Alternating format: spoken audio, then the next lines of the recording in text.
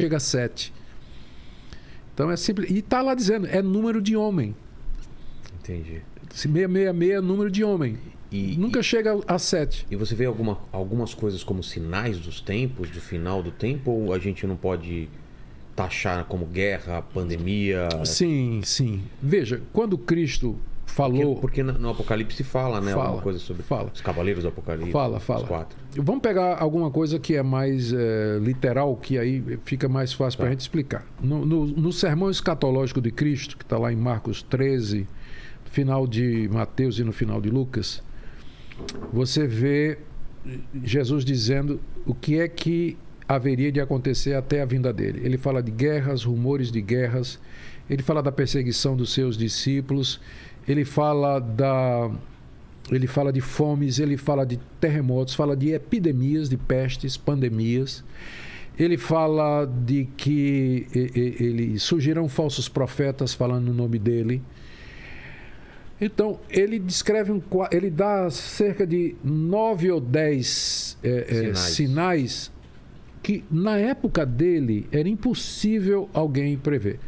Quando Cristo viveu na época da Pax Romana, mas ele falou de guerras e rumores de guerra.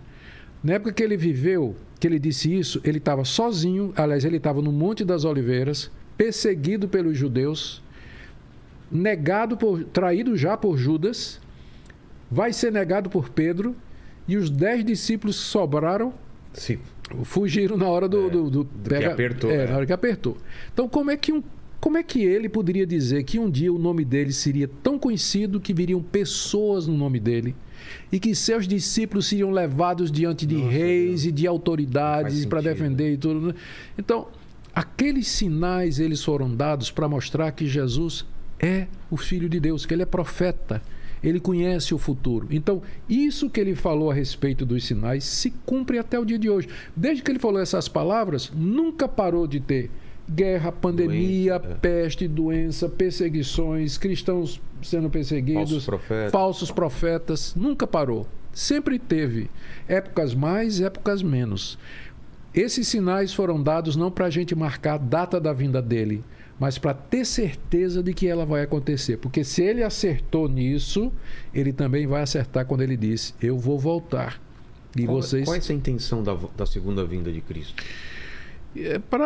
Aquele plano final. Ele veio e fez o que tinha que ser feito. Fez. E agora ele volta para apagar a luz. Arrematar, né? Não, Lembra do que a gente falou no começo da nossa conversa? Que Deus tem um plano? E que esse plano termina num novo paraíso onde o pecado não é mais possível e tudo mais. Ele vem para estar conosco lá. Entendi. No final. Fala, Aline.